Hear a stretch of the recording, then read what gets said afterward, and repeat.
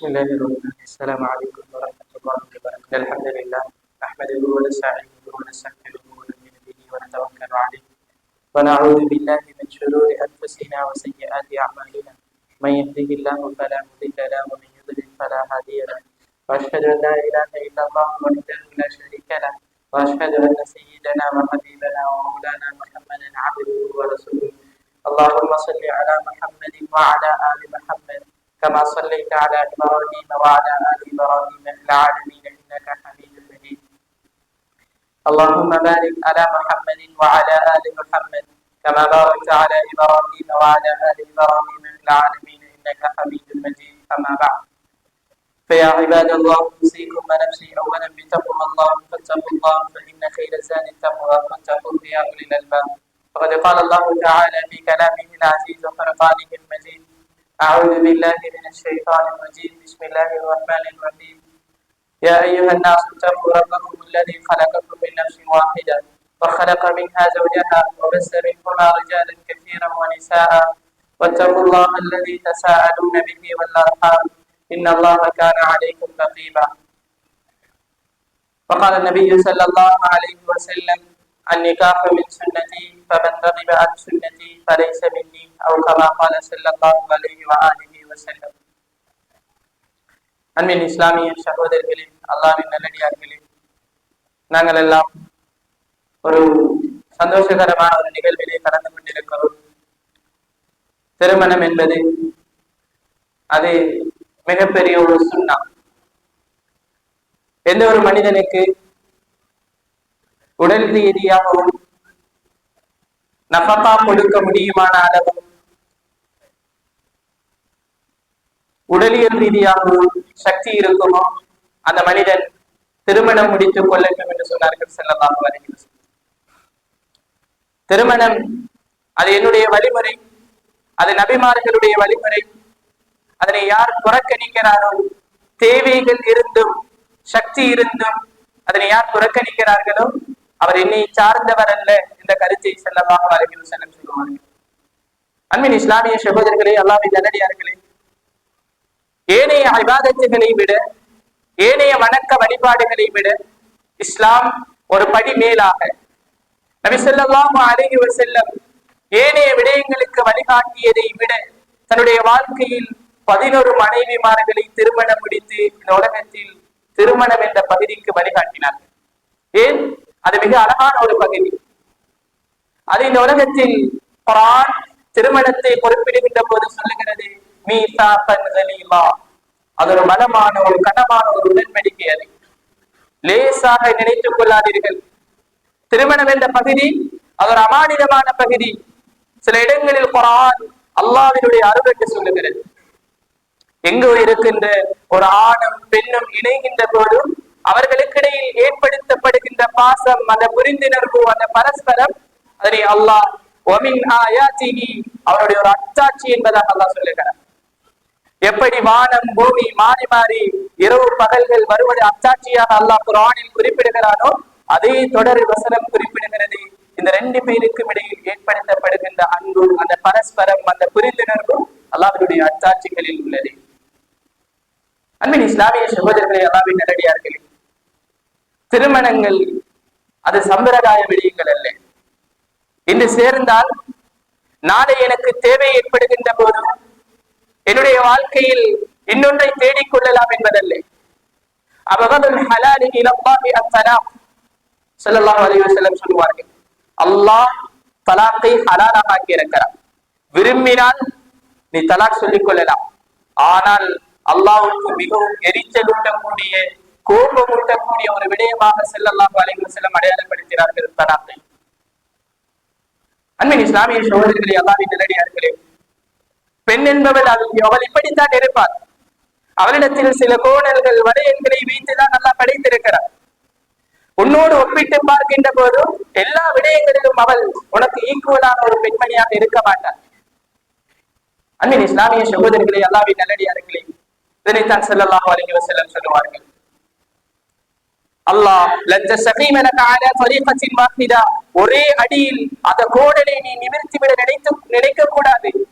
இந்த உலகத்தில் அப்படித்தான் நிறைய திருமணங்கள் முடிவுகளிலே இன்று வந்து நிற்கிறது. இந்த சமூகத்தில் மாத்திரம், இந்த சமூகத்தில் எங்களோடு வாழக்கூடிய மனிதர்களில் மாத்திரம் 51 திருமணங்கள் KPWD மாத்திரம் பெண்டிங்கிலே வைக்கப்பட்டிருக்கிறது. டிவோர்ஸுக்காகவே திருமணங்கள் இடம்பெறுகிறது. 400 500 திருமணங்கள் ஒவ்வொரு வருடமும் இடம்பெற்றுக் கொண்டே இருக்கிறது. ஆனால் அரைவாசிக்கு மேற்பகுதி டிவோர்ஸுக்காக வைக்கப்படுகிறது. அதே வருடத்தின் கடைசி பகுதிகளில். அன்பின் இஸ்லாமிய சகோதரர்களே, அல்லாஹ்வின் நல்லடியார்களே, என்னுடைய தேவைக்காக வேண்டி ஒரு பெண்ணை நான் பயன்படுத்தி விட்டு அவரிடத்தில் இருக்கின்ற சின்ன சின்ன குறைகளை காட்டி சின்ன சின்ன பிரச்சனைகளுக்காக வேண்டி அவளை தராக் சொல்லுகின்ற, அவளை டிவோர்ஸ் பண்ணுகின்ற ஒரு நிலை, அது ஒரு நல்ல ஒரு மனிதனுடைய நிலை அல்ல. அன்பின் இஸ்லாமிய சகோதரர்களே, அல்லாஹ்வின் நல்லடியார்களே, திருமணம் என்பது ஒரு அமானிதம். அந்த அமானிதம் சரியாக பேணப்பட வேண்டும். பெண்களுடைய விடயம் அல்லாஹ் பெண்ணை கண்ணியப்படுத்தியிருக்கிறார். குர்ஆனை பாருங்கள். குர்ஆன் ஹஜ்ரத் மரியம் அலைஹிஸ்ஸலாத்துடைய பேரை தவிர வேற எந்த பெண்ணுடைய பேரையும் குர்ஆன் சொன்னது கிடையாது. பெண்களை அல்லாஹ் கண்ணியப்படுத்துகிறார். மோசமான பெண்மணிகளுடைய பெயர்களை குர்ஆன் குறிப்பிடுகின்ற போது ஒரு பெண் என்றுதான் குறிப்பிடுகிறதே தவிர அந்த பெண்ணுடைய பேரை அல்லாஹ் சொல்லவில்லை. மரியம் அலைஹிஸ்ஸலாம் அந்த பெண்மணி இந்த உலகத்தில் அதிசயமான ஒரு பெண்மணி, ஒரு நபியை ஈண்டெடுத்த பெண்மணி. அதனால் அல்லாஹ் அந்த கண்ணியமான பேரை குர்ஆனில் பயன்படுத்தி இருக்கிறார். அன்பின் இஸ்லாமிய சகோதரர்களே, அல்லாஹ்வின் நல்லடியார்களே, ஸல்லல்லாஹு அலைஹி வஸல்லம் மரணிக்கின்ற போது அவர் சுஜூதில் மரணிக்கவில்லை. அவர் மரணிக்கிறார் ஹஜ்ரத் ஆயிஷா ரலியல்லாஹு அன்ஹா அவருடைய மடியில் தான். இஸ்லாம் ஒரு அழகான மார்க்கம், ஒரு தெளிவான மார்க்கம். எங்களுடைய தேவைகளுக்காக, எங்களுடைய ஆசைகளுக்காக, எனக்கு பிடிக்கவில்லை என்பதற்காக மார்க்கங்களில் விளையாடக்கூடாது. நிறைய மனிதர்கள் அப்படித்தான். அன்பின் இஸ்லாமிய சகோதரர்களே, அல்லாஹ்வின் நல்லடியார்களே, திருமணம் அது ஒரு இபாதத். அந்த இபாதத் சரியாக பேணப்பட வேண்டும். திருமணத்தில் இன்று இடம்பெறுகின்ற நிறைய பாவங்கள் இருக்கிறது. திருமணம் முடித்ததன் பிற்பாடு சமூகத்தில் இடம்பெறுகின்ற மிக முக்கியமான ஒரு பாவமாக இந்த காதி நீதிமன்றங்கள் அடையாளப்படுத்துகின்ற ஒரு பாவம் தான் அந்த பெண்ணுக்கு செலவழிக்காத தன்மை. திருமணம் முடிப்பார்கள், செலவு செய்வார்கள். 5 லட்சம் 6 லட்சம் 10 லட்சம் அவர்களுடைய திருமணத்திற்காக செலவழித்திருப்பார்கள். ஆனால் திருமணத்திற்கு பின்னால் அந்த பெண்ணுக்கு கொடுப்பது இவருக்கு கஷ்டமாக இருக்கிறது. அல் இன்ஃபாக், ஒவ்வொரு நாளும் அந்த பெண்மணிக்கு செலவழிப்பதை இஸ்லாம் வாஜிபாக ஆக்கி இருக்கிறது. அப்படி நீ விட்டால் அந்த பெண் உனக்கு எதிராக இஸ்லாமிய நீதிமன்றங்களிலே வழக்கிட முடியும். அந்த பெருமானத்தை அவள் வாங்கிக் கொள்ள முடியும். கேட்டு 10 நாள் நீ கொடுக்கவில்லை என்றால் 11வது நாள் தான் நீ கொடுக்கிறாய் என்றால் அந்த 10 நாளையும் கேட்டு வாங்கிக் கொள்ளலாம். அவளுக்கு உரிமை கொடுத்திருக்கிறது இஸ்லாம். அன்பின் இஸ்லாமிய சகோதரர்களே, அல்லாஹ்வின் நல்லடியார்களே, நினைத்தான் ஸல்லல்லாஹு அலைஹி வஸல்லம் சொன்னார்கள், உன்னுடைய மனைவிக்கு நீ கொடுக்கின்ற ஒரு லுக்மா, ஒரு பிடி உணவு, அது சதகா என்று சொன்னார்கள் ஸல்லல்லாஹு அலைஹி வஸல்லம். அன்பின் இஸ்லாமிய சகோதரர்களே, அல்லாஹ்வுடைய நல்லடியார்களே, திருமணம் இந்த உலகத்திற்கு கிடைத்த மிகப்பெரிய ஒரு அருள். ஒரு மனிதன் எப்படி ஒரு பாவத்தின் பக்கம் போகின்ற போது இஸ்லாம் அதனை பெரும் பாவமாக, ஜினாவை ஒரு பெரும் பாவமாக பார்த்திருக்கிறதோ, அதே போலதான் திருமணம் என்று ஹலாலாக கிடைக்கின்ற போதும் அதில் ஒரு மனிதன் அந்த பெண்ணோடு சேருகின்ற போது கூட அதனை இபாதத்தாக இஸ்லாம் பார்த்திருக்கிறது. அதற்கு நன்மையை அல்லாஹ் வைத்திருக்கிறார். அன்பின் இஸ்லாமிய சகோதரர்களே, அல்லாஹ்வின் நல்லடியார்களே, எங்களுடைய வாழ்க்கையில் எங்களுடைய திருமணங்கள் அது அல்லாஹ்வுக்கு பொருத்தமானதாக இருக்க வேண்டும். ஸல்லல்லாஹு அலைஹி வஸல்லம் அவர்களும் குர்ஆனும் எங்களுக்கு சொல்லித் தருகின்ற ஒரு துஆ, ரப்பனா ஹப் லனா மின் அஸ்வாஜினா வ ذُرِّيَّاتِنَا قُرَّةَ أَعْيُنٍ وَاجْعَلْنَا لِلْمُتَّقِينَ إِمَامًا. யா அல்லாஹ், எனக்கு கிடைக்கின்ற மனைவி, எனக்கு கிடைக்கின்ற பிச்சலங்கள், என்னுடைய பிள்ளைகள், இவைகளை என்னுடைய கண்ணுக்கு குளிர்ச்சியாக ஆக்கிவிடு என்று நபிமார்கள் துவா செய்வார். ஏனென்றால் நிறைய மனைவிமார்கள், அதே நேரம் நிறைய பிள்ளைகள் சோதனைகளாக மாறிக்கொண்டு வருகின்ற காலம். இந்த துவாவை அடிக்கடி ஓடிக்கொள்வோம். அதே நேரம் கடைசியாக குர்ஆன் சொல்லுகிறது, திருமணத்தினுடைய மிகப்பெரிய குறிக்கோள் என்ன தெரியுமா? உன்னையும் உன்னுடைய குடும்பத்தையும் நரகத்திலிருந்து பாதுகாத்துக் கொள்வது. உன்னை மட்டுமல்ல, உன்னோடு இருக்கின்ற உன்னுடைய மனைவியையும் உன்னுடைய பிள்ளைகளையும் பாதுகாப்பது உனக்கு மிகப்பெரிய அமானிதம் என்று குர்ஆன் சொல்லுகிறது. எனவேதான் அன்பின் இஸ்லாமிய சகோதரர்களே, அல்லாஹ்வின் நல்லடியார்களே, திருமணத்தில் இருக்கின்ற அந்த நண்பருக்காக, அந்த வாலிபருக்காக அல்லாஹ்விடம் பிரார்த்தித்துக் கொள்வோம்.